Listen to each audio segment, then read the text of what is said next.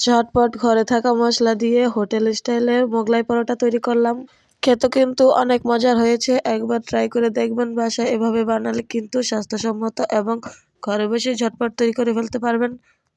এখানে আমি 1 কাপ পরিমাণ ময়দা নিলাম। ময়দার মধ্যে আমি 2 চা চামচ পরিমাণ সয়াবিন তেল দিলাম, সাথে একটু লবণ দিলাম।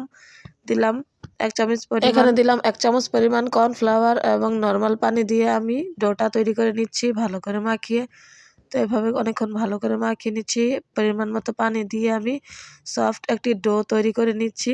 তারপর এই ডোয়ের উপর আমি একটু তেল দিয়ে আমি ডোটাকে রেস্টে রেখে দিচ্ছি অনেকক্ষণের জন্য।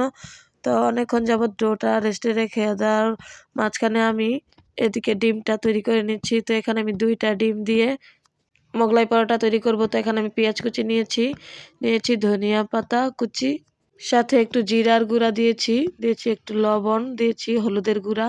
তারপর ভালো করে মাখিয়ে নিয়েছি, সাথে দিয়েছি কাঁচামরিচ। তো এভাবে আমি মাখিয়ে নিচ্ছি। তারপর এখানে আমি দিয়েছি টমেটো সস। তো এখানে ঝাল ঝাল টমেটো সসটা ব্যবহার করেছি, এর কারণে কিন্তু অনেক মজা হয়েছে। মোগলাই পরোটাটা খেতে খুবই ভালো হয়েছে। তো এখানে আমি 2টা ডিম ভেঙে দিয়ে দিলাম। তারপর ভালো করে এখানে আমি চটকে চটকে মাখিয়ে নিচ্ছি, ডিমটাকে ভালো করে পেস্ট করে নিচ্ছি। তো এখন রেখে দেওয়া ডোটাকে আমি নিয়ে নিচ্ছি, ভালো করে মাখিয়ে নিচ্ছি। তো এখানে আমি 2টা ডো আলাদা করে নিচ্ছি, এখানে ভাগ করে নিলাম। আমি 2টা তৈরি করব। তো এখানে একটা দিয়ে আমি রুটি তৈরি করে নিচ্ছি। তো এভাবে হাতে কিছুক্ষণ চেষ্টা করলাম হয় কিনা, তো হাতে হয় না। তারপর আমি বেলুন দিয়ে বেলে নিলাম। তারপর বেলুন দিয়ে বেলে সুন্দরভাবে আমি ডোটাকে ছড়িয়ে নিলাম। তো এখন আমি ডিমের পেস্টটা দিয়ে তারপর আমি মোগলাইটা তৈরি করে নিব। তো এভাবে অর্ধেকটা পরিমাণ ডিমের পেস্ট দিয়ে আমি চারদিক দিয়ে মুড়িয়ে নিচ্ছি। তো এভাবে খুব সাবধানে আলতোভাবে এই মোড়ানোটা ভাঁজ করতে হবে। এই মোড়ানোটা যদি ভালো হয় তাহলে কিন্তু মোগলাইটাও ভালো হবে। যদি খুলে যায় তাহলে কিন্তু ভালো হবে না। তো আমি এভাবে ভাঁজ দিয়ে চারপাশে ভালোভাবে আটকিয়ে নিচ্ছি। তো এভাবে চেপে চেপে আমি আটকিয়ে নিচ্ছি। তারপর আমি গরম তেলের মধ্যে ভেজে নিব। তো এভাবে আমি বানিয়ে নেওয়ার পর এদিকে আমি কড়ার মধ্যে তেল দিয়ে দিলাম। তেলটা ভালোভাবে গরম হয়ে গেলে আমি মোগলাইটা দিয়ে দিলাম তেলের মধ্যে। এভাবে ভালো করে উল্টে পাল্টে অনেকক্ষণ যাবত ভেজে নিলাম। তো অনেকক্ষণ যাবত ভেজে নেওয়ার পর লাল লাল হয়ে গেলে আমি মোগলাইটাকে নামিয়ে নিব। তো এদিকে আমি আরেকটা মোগলাই তৈরি করে নিচ্ছি। এটা ভাজা হতে হতে ওই মোগলাইটাকে আমি তৈরি করে নিব। তো এখানে আবার আমি ডোটাকে বেলে নিয়েছি। বেলে নেওয়ার পর বাকি পেস্টটা আমি দিয়ে দিচ্ছি।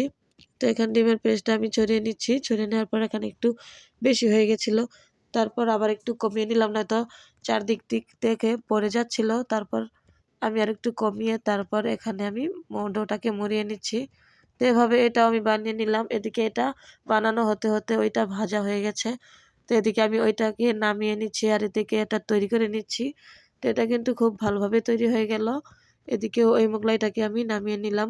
তো দেখুন কত সুন্দর ভাজা হয়ে গেছে, একটু লাল লাল হয়ে গেছে, পরে আমি নামিয়ে নিলাম।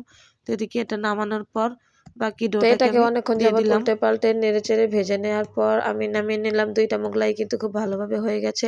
তবে আগেরটা থেকে এই মোগলাইটা কিন্তু অনেকটা পারফেক্ট হয়েছে, কারণ প্রথমটা আমি ভালোভাবে ভাঁজ করতে পারিনি।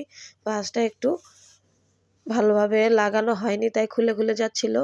যাই হোক, খেতে কিন্তু ভালোই হয়েছে অনেক। কিন্তু আপনারা ট্রাই করে দেখবেন আপনারটা কেমন হয় অবশ্যই, তাহলে বুঝতে পারবেন কতটা মজা হয়েছে। একদম হোটেলের মতোই হয়েছে।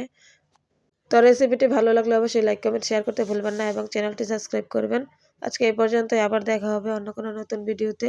সবাই ভালো থাকবেন, সুস্থ থাকবেন। অবশ্যই আমার চ্যানেলের পাশে থাকবেন, আমার ভিডিও দেখবেন সবসময়। দেখুন মোগলাইটা কতটা সুন্দর হয়েছে, একদম পারফেক্ট হয়েছে, দেখে কিন্তু খেতে মন চাচ্ছে।